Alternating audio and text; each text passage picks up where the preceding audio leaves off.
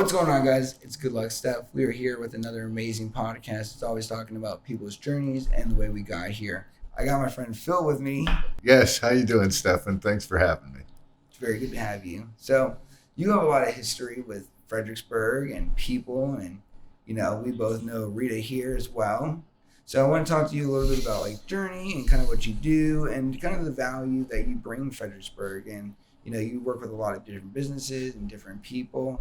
So kind of want to dive into it. And as we do dive into it, I'm going to run you through all of the different sauces that we have here. And we have 1, 2, 3, 4, 5, 6, 7, 8 different sauces leading up to the signal one, which is the hottest. So I know you don't like chicken, so we've had to switch over to chips. We'll start with C. How you started your entrepreneurial journey with Phil Will, how you got started, and what makes you a good communicator? Well, I started a long time ago. It really started. It became a business probably right after the airplanes hit the towers, or I should say before that, Phil Will began. And I was a print broker at that time. I say it started many years ago because my father would say if he heard somebody say they needed somebody to stock shelves or clean a floor or wash a car, he'd say, Phil will. And pretty soon it became a joke that whenever he needed something done, he just gave Phil a call. And it worked out well. It gave me the feeling, a really good feeling when I can help people. So when I hit 60 years old, I realized I wasn't such a good employee anymore. I was in sales for 30, 40 years of my life. It was time to do something different and put those skills to use helping everybody. I love my local community here. Fredericksburg is wonderful. I eat at Rita's here at least once a week. I'm always there to help. So it only made sense that Phil Will, from being a print broker, which was my background's in graphic arts. I've sold many different things from boxes of paper to expensive paintings. So I use those skills to help local entrepreneurs get over a hurdle that they may be facing. Maybe their sales force needs a little help in the steps to the close. There's lots of things I can help a business with, and that's what I just love doing. As we dive in, let's start with our first flavor. So the idea through this is to take you through Rita's flavors as we go. So we talk a little bit, we eat a little bit. So the first one that we have right here is the Virginia barbecue. It's actually Rita's Sweet Virginia Love Barbecue. And this is a #1 on the hot sauce. And this is an award-winning sauce. It's placing second in the Scoville Awards for barbecue sauce in the unique category. It adds a tangy and sweet explosion of flavor to any meat. It can also be used as a glaze, a marinade, or a condiment for burgers and hot dogs. And it's the perfect balance between savory and sweet. Wonderful. Will you be joining me, or am I just eating it myself? I want to read all my notes first. And it brings the taste of Virginia to your kitchen. Wonderful.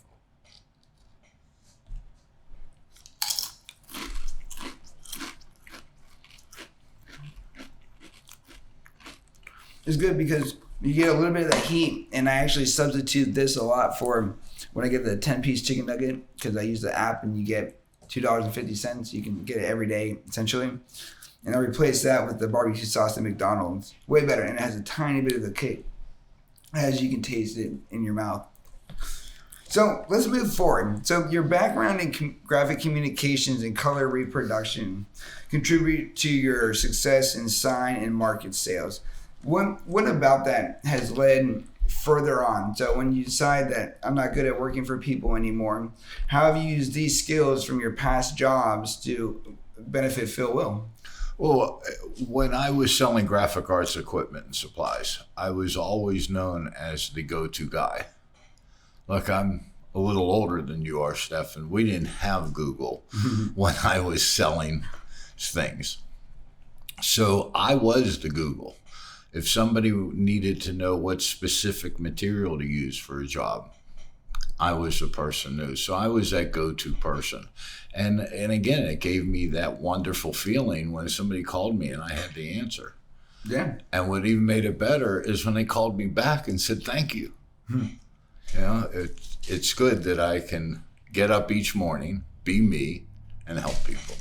Yeah, and I think that's like the perfect place to be, especially in business, if you can get up and just do something that you love, something that really doesn't, it is work, it is hard work, but it doesn't feel that way when you're in the process. It's more of what you have to do to get to that next level, you know, versus just hating what you're doing altogether, you know. Exactly.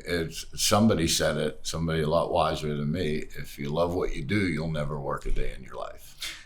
Yeah, on Instagram, there's a voice that says, no, you'll work harder than you ever did to work in your life. Yeah, I remember saying, yeah, I'm going to start my own business because I want to be my own boss. Yeah, I want to start a business. I'm going to take 3 vacations a year. It comes with the territory. Well, now I realize I want 100 bosses because I need 100 checks coming in every day. Yeah, don't we all? Right, exactly. Big checks. Right, more bosses the better. So if you're a client, you're a boss. So what were some of the initial challenges you faced starting Phil Will, and how did you overcome them? Well, actually, when Phil Will started back in 2000, it was really going along quite well because I used the relationships I had in the printing business, and I had lots of places where I could go to have printing things done. The Phil Will back then really excelled at trade show displays. People were traveling the country doing trade shows. It was a time that, as I look back, I wish I took a moment and said, man, these are some good times, because things were going along well. I was seeing the country on somebody else's money. It was really nice. So with that came a lot of struggle. I had really 6 very good clients. And on that fateful day in September, 3 of my clients went out of business September 12th. Wow. 2 more went out within 3 months, and I was left with about $40,000 worth of debt that I owed to trade show manufacturers that I had extended credit with. So I had a big learning experience then. Needless to say, I went back to work into the graphics world. It was wonderful. I was successful. I ran 2 offices, one in Northern Virginia and one in Southern Maryland, and had a crew of about 8 salespeople under me. And we did great. I went to Cancun each year because we got the sales records, or we did what needed to be done. And it was always fun doing it. So now I get to take those experiences. I've been to some wonderful, wonderful sales training courses, and it allowed me to be able to digest that information and then be able to use it for good. You know, I'm a serial networker that's a superhero. Well, yeah, I think being multifaceted, and you know, Warren Buffett says that education is the best investment because it doesn't depreciate. And it's true, because once you learn something, Doesn't depreciate. Sorry. But my point was, I think the value of that is it makes you a more attractive person, and it also makes you more capable. You're able to understand different challenges in different ways than an average person would, and having multi backgrounds and being able to work with different types of people, different types of clients, especially like, you know, you discuss like those unicorn clients that, you know, are willing to fly you all over the world, you know, have big budgets, you know, treat you really nice. You know, those are the unicorns because they're not every day, you know. Moving on, could you talk about a specific situation where you provided a solution that helped a client and how it strengthened your relationship with them? Interesting. I would like to say every time I meet with a client, it strengthens the relationship because they find value in what I do for them. Specifically, I feel like my humility doesn't allow me to tell you. I would love to have a couple of my clients here so they can tell you. Yeah. But, you know, my largest client is Websites for Anything. Since I came on board, they have hired 3 more people, I would like to think I had something to do with that. Very nice. Josh, the owner of the company, has taught me a lot of things about business, which I think is exciting. You talked earlier about education. Education is the greatest thing in the world. It comes from everywhere. And once you have it, it can never be taken away from you. Yes. My father always said that to me. He said, it can never be taken away. And actually, it only appreciates. So it's, you can find education everywhere. So working there at Websites for Anything, I think we came up with a system and a strategy to talk with new clients. Since then, we've grown the marketing department, so now I'm in meetings where we're looking at how to market this company correctly to go after one, old business, and new people too. So fantastic. Well, that brings us to our next hot sauce, which is going to be the Rita's mild hot sauce. Now this is an award-winning sauce claiming second place in the Scoville Awards for prepared sauce category. It delivers a delightful kick without the overpowering dish essence, crafted and blended of jalapenos, serranos, and long chilies.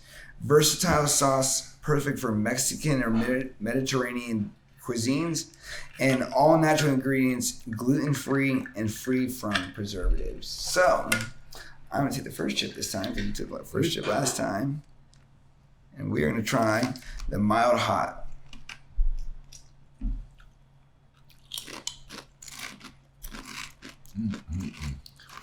So you got pregame and I laminate everything.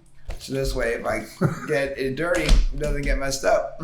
Smart man, must have done this before. Couple times. All right. So as we're moving on, with that being said, as you've expanded the knowledge of business and embraced digital marketing, what are some of the key lessons you learned by adapting to the changing industry? Well, adapting is definitely a great word. One thing I learned very quickly is no one uses the internet like I use the internet, right? Probably there isn't anyone that uses the internet like you use the internet. So it's very difficult to say, how do I market my company on the internet when you're asking for 100 good, right? We all want 1,000 clients, right? But if we had 100, that would be excellent too. So let's say on what they do with you per year. Right. You do it with 10. But if we have 100 clients, right, we have something to do. We have to market to those 100, that client avatar correctly. And that takes a lot of knowledge. It takes a lot of skill to work with marketing people to do that. I work with entrepreneurs, a lot of solopreneurs, very small businesses. Mm-hmm. Micro. Right. Who has the time to properly do their social media, to come up with the right paper handouts, a PDF file to safely send on the internet? These are all things that need to be said on and done properly. So what I've learned is each client is separate. Each client has their own avatar, and each client goes after that client a little differently. And I have to learn, be a chameleon, and be able to work in that same industry. I have to be able to talk to a dentist at one point talking about his clients, and then talk to a plumber or an electrician. Now, a plumber and electrician are going after the same type of clients, but they still can't market the same way. True. Very true. You know, the best way to market, I'm sorry to say, folks, I'm going to give you one, market to everybody's fear, right? A storm's coming. That's so wonderful. Roofers get business. All I have to do is just tell them a storm's coming. Basement waterproofers, carpet cleaners, right? Anybody that gets affected by water. Landscapers, oh my God, we got to put it in French drain. If they put out ads, not all the time, but veiled in a informational post about here's some information so your basement doesn't flood. But if it does, call me, right? They want to, marketing is, to me, is playing on people's fears and is putting out an image that shows that client in the happy state. I totally agree with you, especially with GoodLuckStef Productions, working with companies, doing video. It's a problem solution, showing people the problem, showing what happens when it gets worse or what it could like if it gets worse. And I think, it's not necessarily that you're playing on their fear, but I think it's like kind of like an immersion, like you're bringing them to the sense that this can happen, you know what I mean? And to not, tread lightly. And I think by doing that, people learn through either pain or fear as best motivators, to get something done. So sales has always been, for me, of providing a solution. Yeah. Well, the word solution somehow tells you there's a problem going on, or you wouldn't need a solution. Exactly. Right? Yeah. So sometimes salespeople have this bad connotation. Oh, he's a salesman. He's going to sell me something. Well, I'm only going to sell you something if you need it. Yeah. And it's going to help the solution. So this is why I've been successful, because I'm not there trying to sell something somebody doesn't need. Yeah. Or doesn't want. Why do I want to spend time trying to sell something that someone doesn't need or want? I just wasted some time. Yeah. So that's my philosophy. Philosophy, I like that. So moving on to our next sauce, we are going to try the Rabita's hot sauce. Now, this is an authentic flavor made with habaneros, red chili peppers, and serranos. Not overly spicy, allowing you to enjoy authentic flavor. Great on everything. So this is like your mild sauce. This is like your Tabasco, like your standard, what you'd want to have on you. It's very versatile on various dishes, so you're not going to have a problem finding a dish that's perfect for this one. Offers a delight balance of heat and flavor. One thing about always flavored that I do like is it's always flavored, so you're not always just dealing with the heat. You're also dealing with true flavor. And it's a hot sauce like none other. Well, let me say that I agree with the whole name of it. It's the flavors are fantastic. Mm-hmm.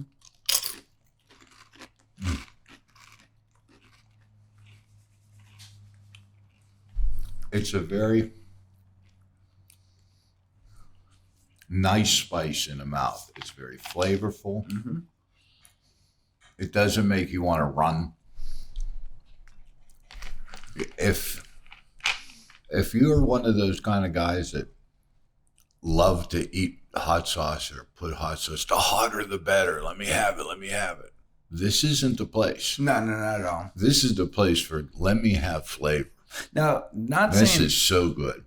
Now, not to interrupt you, but not saying that it's not the place, because we get up to it, we do have a number level 5 that we'll get into. So if you do want that burn in the mouth, it has it here. But there's 2 of them actually that get really hot, but couple more than that. But we'll get into it. But even with that heat, there's still a lot of flavor. Oh yeah, and that's what is so great about small businesses. It's not some corporate entity just making one recipe. These are well thought out things.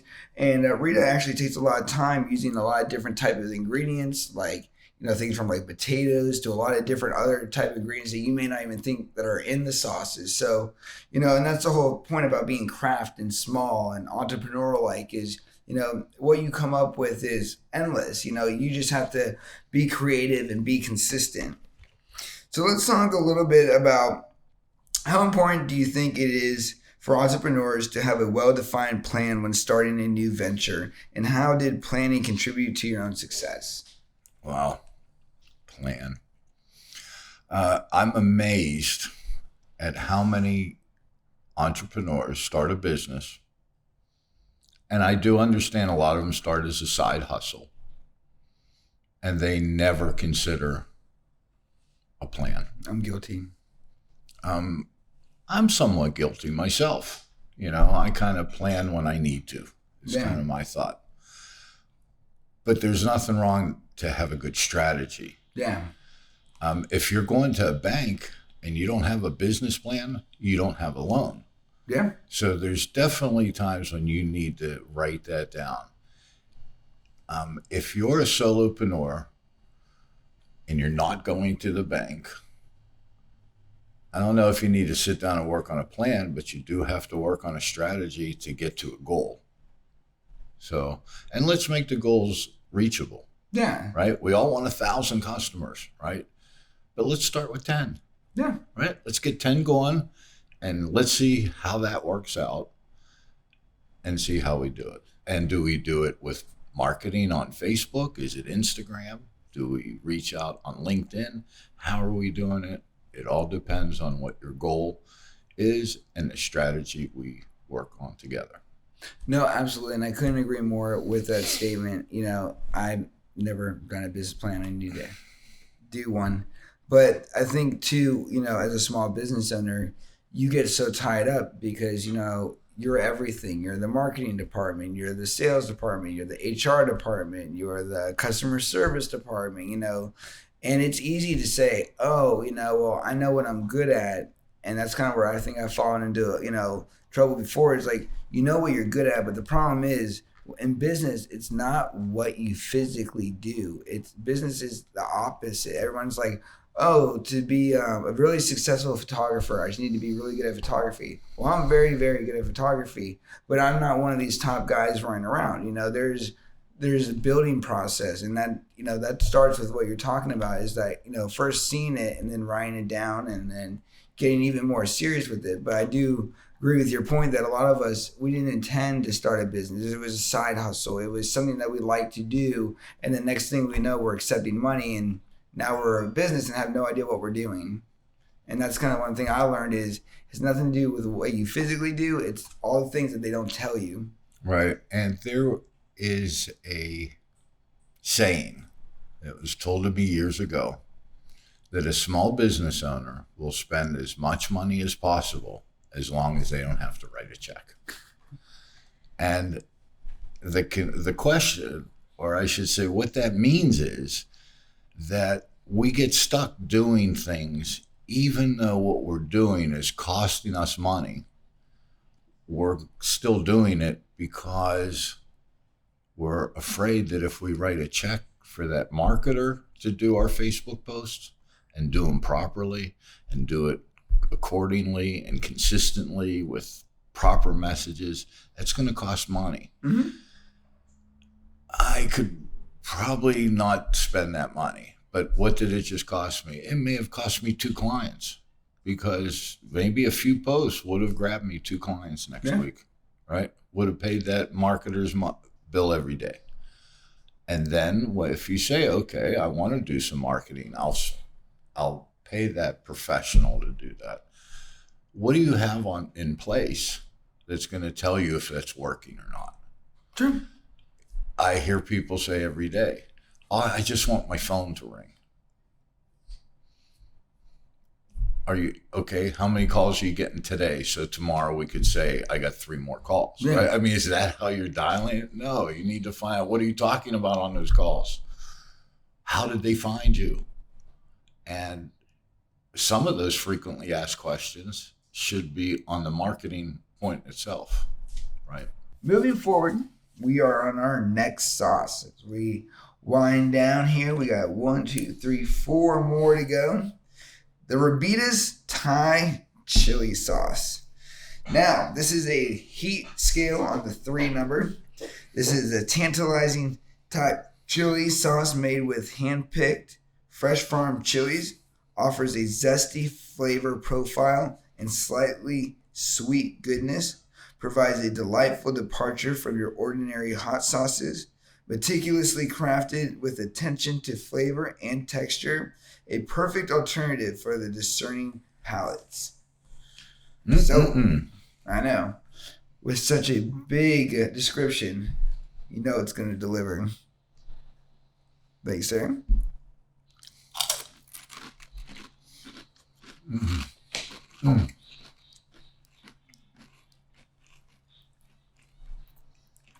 One of my favorites right here. Again, what I love about her sauce is when you first bite into it, it's really nothing. There's no heat. There's no nothing, and it's very subtle. But it comes up very slowly. It's not like it attacks your mouth or your tongue or anything. It's very controlled, very smooth, very nice, and I really love it. Yes, I agree with you. Very tasty. No, it is.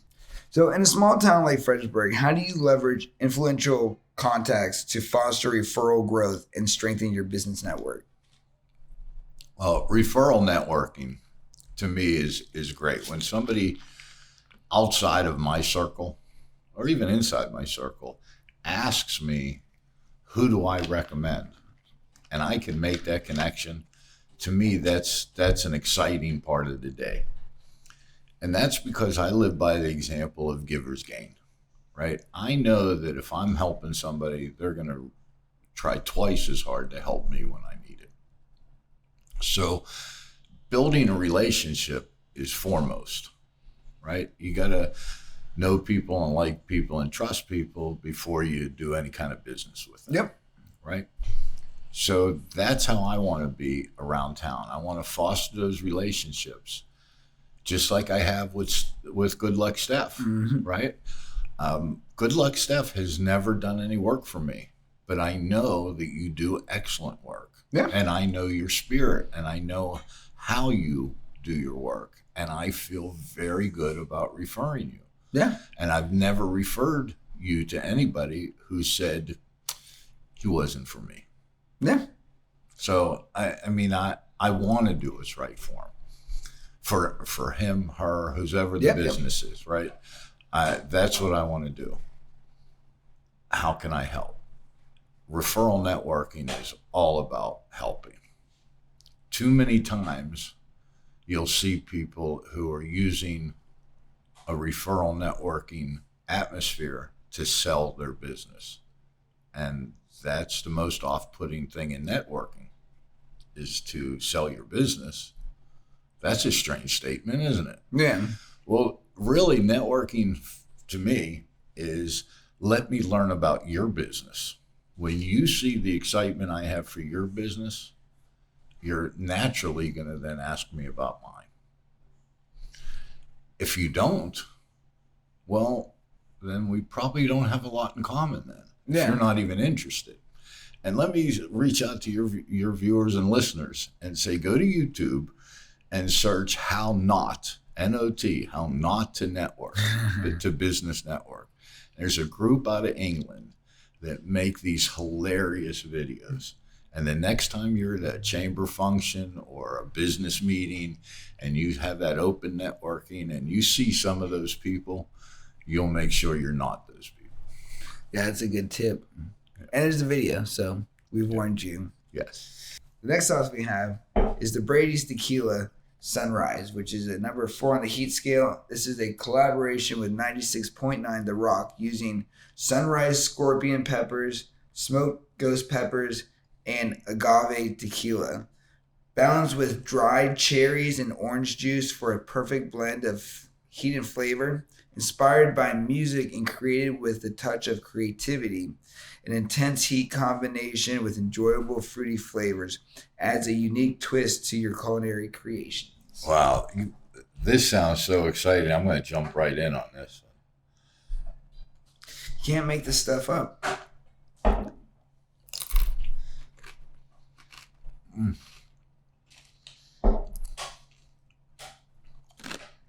The flavor is all up front, and then bam, you get hit with some of that heat. Yeah. And it's right there, and too. And man, is it good. Yeah, I definitely like it. And the flavors are good. And this is, it kind of shows the versatility of always flavored is, Rita sat down with the guy from 96 Rock, and, they went through, what he likes, what he wanted, and the flavor and everything that's created is truly based off of him and the radio station. So it's really, really cool. So my last written question before we get into a little bit of freestyle, and then I have another portion as we finish off the flavors here. is when faced with challenges or limited resources, how did you develop a mindset for finding solutions and taking on the responsibilities of who will? Um, that's a good question. Um, as far as taking on I'm sorry, how did you say that question again? When faced with the challenges or limited resources, how did you develop a mindset of finding solutions and taking on the responsibility of who will? Very good question. Um, let's talk about limited resource because I don't think anyone has ever come to me in my whole life of selling anything that said, here's a pile of money. Tell me how I should spend it. Yeah. Right. Everybody has a budget. So we have to find out what that budget is. And for my client, I'm going to work my contacts to give that client the best for their money. Right? Everything costs something. And this goes back to the adage, I'll spend any amount of money as long as I don't have to write a check. You could be losing money because there's a hole in your funnel. Yeah. And it's going to take a $20 plug and I don't want to spend $20, but I'm losing $40. I don't care. I have to write a check for 20. It doesn't make sense. So we always have to work with a budget. Everyone has champagne tastes with beer budgets. Everyone does. That's just human nature. But through education, through discussion, through strategic alliances and connections, we can utilize that. We can take a small budget and have it appear larger. Squeeze every dollar out of it. Coca-Cola doesn't care that it costs them $5 every time you see their logo. They just want you to see their logo. Yeah. Right?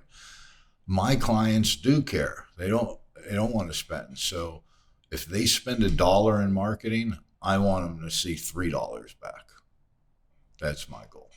Yeah, and I think with a well plan and truly understanding your demographic, who you're targeting, what you're targeting, because and I tell my clients a lot too, is you can create content all you want, but if it's not geared towards the person or the right person or the person that needs to see it, the decision maker, you're wasting your time. And you can make hundreds of videos and not get anything. Or you can make one really well thought out video that's exactly what you need and you've made your money back in a week, I was talking to a prospect just last week and we were talking about video, the importance of video. And he said, the videos I spend the most time with, now he's doing it himself on his iPhone. He said, I hardly get any views, but the ones that are just like that I throw up there, that I don't do any editing, that I don't care, I make mistakes, those are the ones that get shared and passed around and I get the most views. He said, it just goes to show you have to throw a lot of things at the wall. Yeah. And what works today, that does not mean it'll work tomorrow. And what didn't work today does not mean it won't work tomorrow. That is the essence of marketing, right? Yeah. It's just like a financial planner. If they could tell you what stocks to buy, it'd be a pretty easy. Yeah, it'd be a no-brainer. Right, it'd be Whoever easy. has the most money wins the most at that point. Right. So the best marketer can tell you where to put your money. Yeah. Right. Well, I also think it has to do with the business also trusting in their providers, their marketing people. And you got to understand that, a lot of people, I think, especially in times like today with the economy and everything, people are scared. They don't know what an extra $20 could cost them. But then they don't know what an extra $20 in the right hands of the right person could make them. $20 investment, let's say hypothetically, you make $60 back. Well, it only cost you a third now of what you've made. Right. So I think I shared a video with you of a video production company talking with a client, and where the video starts is after he gave him the price. Yeah. And the person said, it's just out of my budget. I only have $1,000 to spend. And the $1,000 was well below what the invoice price was. And the production company, the man representing him, said, I understand. He said, but I know what I'm telling you is going to work. So I'm going to put my money where my mouth is, and I'm going to do everything I said I was going to do for your $1,000 budget. But what I ask of you is to share the profits with me that you get from those new clients. I'm taking your word that they're new clients. So you tell me, how much of that profit should we share? Yeah. And now the client is like, wait a minute, I want to share my profits with you. He said, okay, if you had 20 clients from this, can I have 90% of the profit from client 21?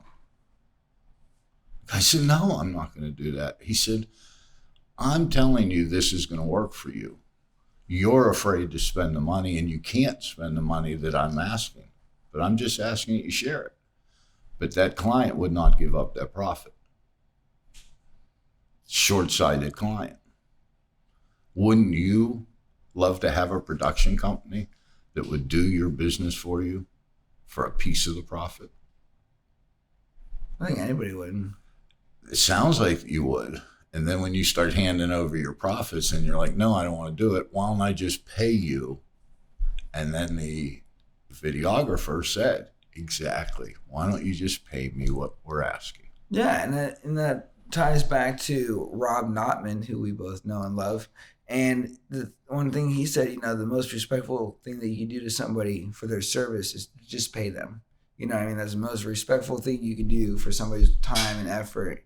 And that's the thing, we're not here to play games and do all that hypothetical, like, your sales and clients and stuff like that.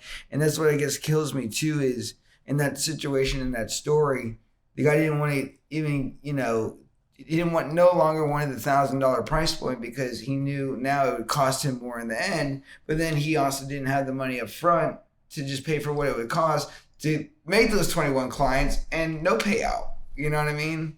So that's a really good story. So moving on, we have the Raft of Rita. Now this is a number 4. This is a sensational blend of Carolina Reapers, ghost peppers, habanero peppers, masterfully combined with ripe mangoes and pineapples for a fruit-infused heat. Delivers an unforgettable journey for your palate. The perfect balance between intense heat and mouth-watering fruitness. Unleashes the limited possibilities to add a fiery edge to any dish. Spoiler alert, folks. This is my favorite. Oh, so I put this on everything. Put that shit on everything. From oatmeal to eggs to burgers to chili to... Let's dive in. Anything. This is my favorite. My favorite. Good. Pick up a chip. Load me up. Yep. Oh. There you go.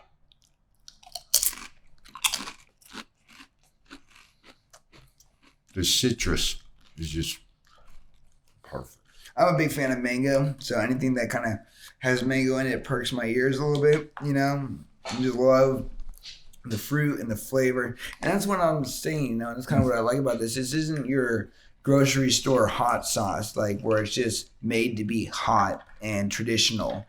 These are different. These are using fruits and all different types of vegetables and everything. It just makes it totally different. Good point. These sauces, I don't believe, are made to be hot. They're made to be flavorful. Mm-hmm. And with that flavor, you'll get some heat. We have 2 more sauces to go, and it's going to be awesome. So we had just finished up with the Raft of Rita, and then our next 2 are going to be the Peri Peri and the Signal 1. Now, the Signal 1 is the hottest. Peri Peri is a number 4 on the scale.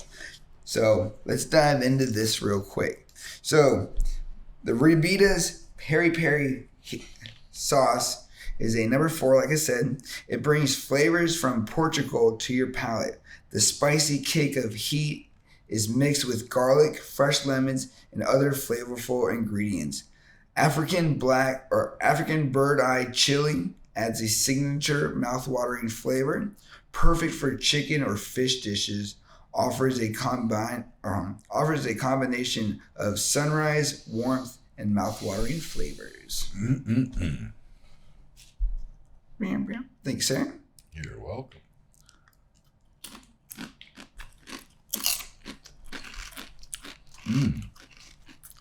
Spoiler alert, too. I have all these sauces at my house. I have every single one. There's not one I don't have. So with this, with Phil Will, what would you say your biggest takeaway? Being 60 years old, from doing this at a very young age to your success in printing and color reproduction is what it was.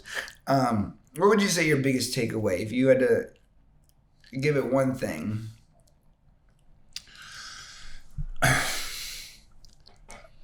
I guess the one thing, it goes back to helping people and giving people a good solution. Yeah. If you're doing that, then why won't people respect you, and why doesn't people like you? So, if you want to be respected and you want to be liked, right? You treat people well. You have integrity. Yep. To me, integrity is always doing what you say you're going to do. Yeah. And I try and be that way. I feel like I'm the easiest guy to get hold of. I do not like when people go to my voicemail. So I'll try and talk to them. That 1 minute phone call may save 2 hours of agony if it takes me 2 hours to call them back. Yeah. Right? I could have that answer right away for them and calm down the whole situation.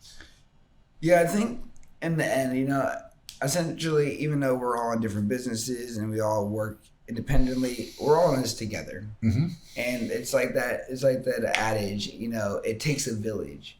And when you have a village of people, especially resource people, it's easier to find work. It's easier to refer work. It makes your relationship and the way you do business really different. And that's one thing that I've learned, or still learning a lot of the process is networking and the relationships and how valuable the relationships really are. And I think that's also something that a lot of people don't talk about is you need these relationships with people, especially if you want to do big things. If you want to stay small, then that's cool. But if you really want to grow and be attached to some really wild, craziest things you've never imagined, you need that outside source. Yes, and when you get to know the people around you, at least for me, I'm amazed, if not every day, every other day, of who I'm meeting here in Fredericksburg. A little town like Fredericksburg, Virginia, we have some incredible people here, some incredible businesses, some people with some really interesting pedigrees. Yeah. That I'm like, wow, you're in Fredericksburg? Yeah. Like how did we meet? Like where did our lives interchange so that we get to meet each other today? And that happens every day, if not every day, every other day here in Fredericksburg. Yeah, and I think, that's what I think that a lot of people maybe not realize is, a lot of people from Fredericksburg work in D.C., they work in Ashburn. Fredericksburg is a great collective hub. You're right in the middle between Washington and Richmond. This is kind of the place. It's the ultimate mixing bowl. And, this small town, even with the B&Is, the 212s, we're pumping out a lot of referral money and a lot of different exchanges through these small little groups, these networking. So it's not really the size of the town, it's the people, it's the heart of the people. You definitely hit it. Fredericksburg has definitely embraced business networking, referral networking. Yeah. You could work yourself out of a job by going to all the networking. Oh yeah, I go to 5 networking events each week. Right. And I love it. There's always something to do. There's always someone new to meet. Right. And it gets to a point where, what am I getting out of it? As great as referral networking is and how easy it is to close somebody that's referred to you, it's not a business that can scale. You can't say, well, if I join 5 networking groups, I'll do 5 times as much. It doesn't work out that way.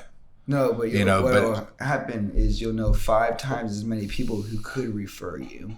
But at the same time, if it's when I say referral group, a true referral group, one that has a captured seat, where you'd be the only video person in that seat, that's a true referral group. If you go to a lot of open networking, where they can be referring anybody, yes, it's good to have those because you get to know and like and trust people. Yeah. And that's the start of a relationship.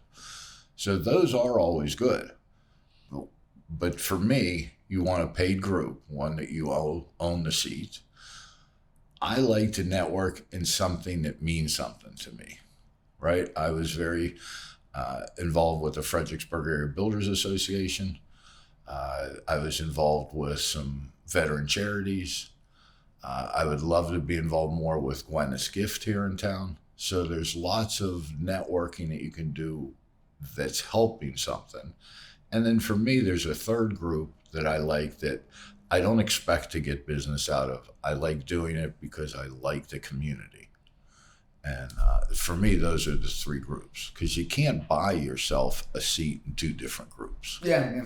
It's not right. If you got an electrician in each group, who are you going to serve? True. Yeah. And you need the diversity. And I think it helps, because why would you want to, and that's why I like 212 is, you have a reserved seat for whatever chapter you join, but you can still go to other chapters and meet other people and network, but you can't ask for referrals in those groups, which is fair, because now you're not taking away from that realtor, but you still get to meet that realtor, or you get to meet that other broker that maybe could do a deal with you, so facets. It is interesting. Yes, you're right. As long as you don't ask for referrals. So I've heard people do things as underhanded as there's a printer in the group, a printer visits the group and says, just like printer A, I do the same things, but I'm not going to ask for any referrals. Well, just those words asked for all the referrals they can, right? So that's kind of underhand. So for me, I sit in the seat for websites at a referral group here in town, B&I. And if another website person comes as a guest, I'm dubious, because why are they even coming if they know? Well, if they know. Well, I'm just saying they know. Well, a lot of times they come because somebody invited them. Yeah. And the other people in the room that invited them are just trying to, hey, I'm part of this group. Come visit our group. And visitors are important because visitors then get to see the other people in the room and possibly can buy their services. So it is just it's a fine line sometimes when you, and I've been referred to as a serial networker. Yeah. So if I can ever help somebody weed their way through a networking group, I'm more than happy to. Well, that's awesome. Which brings us to our next sauce, the hottest one of them all, the Signal One. Now, this is number 5 on the scale. This is I can't speak today. Collaboration between Always Flavored and Maltese Brewing Company. Blends extremely hot pepper beer with Carolina Reapers, smoked ghost peppers, mango habanero flakes, packs serious heat with a balance of sweetie fruitness, and it takes the world's famous hot pepper beer to a next level. A sauce that brings the heat challenge to your taste buds. And Maltese Brewery is all about firemen. Yeah. So if there's anybody that's going to know about fire, grab your chip. And Signal One is actually a term in the fire department as well. And what does that mean? Means it's the first signal? Well, technically that would be like your first alarm. Gotcha. So first alarm, second alarm, they're all talking about the different stations. That smoky ghost pepper is amazing. I'll have to get back on the Signal One. I'm not afraid to admit when I don't know it, and I don't want to act like I do when I don't. So, now that we've gone through all the hot sauces, I've always been a fan of Larry King, and he used to have a segment called "If You Only Knew," and I have 8 questions for you. These questions are designed to answer, methodically and passionately and with your heart. The first question is the person you trade places with for one day.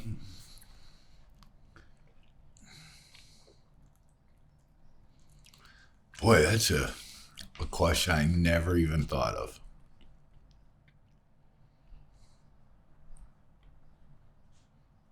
I don't know. I don't know that I want to change places with anyone. Better answer. The weirdest job you've ever had. Weirdest job I ever had. I lived in the city. I grew up in Pittsburgh. Pittsburgh, it didn't take long to get to a horse farm. And that day, I spent a day cleaning horse stalls and working with horses that I never saw before in my life. That's pretty cool. That night, I broke my ankle, so I never went back to work again. Nice. At that horse farm. But I would say that would have been the strangest, weirdest. Biggest risk you ever took? Probably giving up a weekly paycheck and saying I'm going to do this on my own. Guilty pleasure? Guilty pleasure, chocolate and brisket. Best compliment you ever got? It was just recently. This pops into my mind as soon as you said it. I don't know if I would say it was the best, but because the person who told me it said it with such love, I'm going to repeat it.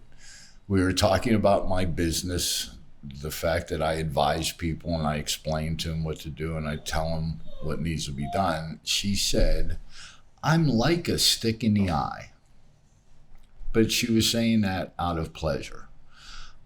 Or out of respect, because what she meant by it is I don't sugarcoat things. I'm not going to tell you how great you are to tell you that you're not. And I think you may have experienced that sometimes too, Stefan, where you'll show me something and I'll go, well, you ought to do this, this, and this. Yes. And you'll go, I didn't ask you what you thought. I just wanted you to see it. Showing people your videos. Yeah, so there's times when I could be a little more diplomatic. Sit.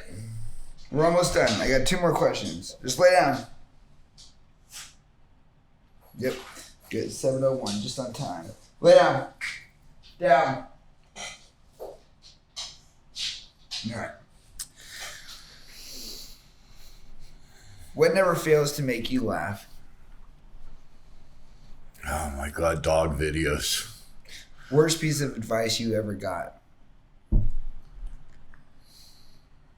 Worst piece of advice I ever got. Well, it'd probably be advice that I've taken and found that it was wrong. And I'm going to say I can't think of one now. So something you wish you were better at? I wish I was better at music. Right. I wish I could play an instrument. Well, the road to success is very long and you still got plenty of time. 60 today is very young. Well, so it came to my, I feel that somebody that plays music has a great deal of intelligence. Somebody that can do art is intelligent. Somebody that knows languages have intelligence. And I say that with my tongue in my cheek because I don't possess any of those skills. Not yet. Not yet. But I find it difficult. In my mind, I speak perfect Spanish. I even know some French. In my mind, I sing with perfect pitch, right? It's not true, though. I'm smart enough to know that's not true. Yep. Well, this has been an awesome podcast. I really enjoyed myself, Stefan. Again, thank you for having me. Well, thank you for being here for short notice and replacing our guest that couldn't make it today. I'm so glad that this day didn't go to waste, and we had been planning you to be on the show anyways. So when they weren't able to make it, you're the first person I called because I knew, one, I need to get you on, and two, you're right here in Fredericksburg, and who knows the town probably better than you do. So And it when was you the don't perfect know, candidate. and when you don't know who will, Phil will. thank you. We'll see you guys next time. Have a Good great luck, day. Steph.